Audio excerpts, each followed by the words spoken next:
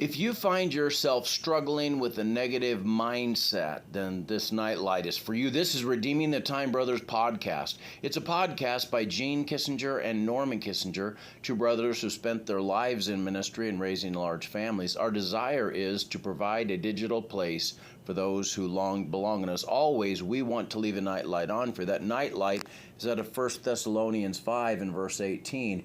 In everything give thanks, for this is the will of God in Christ Jesus concerning you. About 3,500 years ago, in the wilderness of Sinai, the Israelites witnessed the most spectacular miracle in human history. God parted the Red Sea. They walked through on dry ground, and the Egyptian army that had pursued them was swallowed up by the waters. They saw walls of water standing on either side of them as they crossed. That's the kind of thing that should live in your head rent-free forever. But just 3 days later, they were complaining, and about a month after the miraculous deliverance, they actually said they wished they had died back in Egypt. They told Moses, "Would to God we had died by the hand of the Lord in the land of Egypt, when we sat by the flesh pots, and when we did eat bread to the full, for ye have brought us forth into this wilderness to kill the whole assembly with hunger." That's Exodus 16:3. They had trained their minds to search for problems.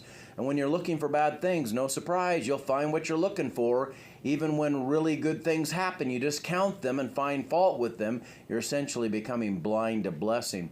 The Israelites had manna from heaven, bread that literally fell out of the sky every morning. They had water from a rock. They had the presence of God with them in a pillar and a cloud by day and a fire by night. But their negative mindset kept them from seeing it. They were looking through a filter of discontent, and it colored everything. I've seen this in my own life. There have been seasons when I was running on empty, when it seemed like everything that could go wrong did go wrong. And in those seasons, if I wasn't careful, I could focus so much on what wasn't working that I completely missed what God was doing. I remember a time when a friend came by and blessed our family out of the blue, and it left me speechless. This doesn't often happen to me, but it was God's way of tapping me on my shoulder and saying, "Don't worry, I've got this." But if I had been consumed by my problems, I would have missed the moment of grace. Here's what Paul teaches us. In everything give thanks. Notice he didn't say for everything. In everything, he said.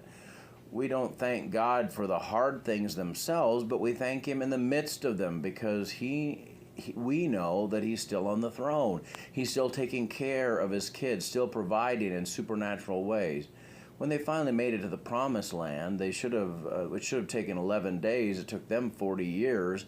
They still couldn't get past their complaints. So can we learn to be thankful today? God bless you. Have a great day.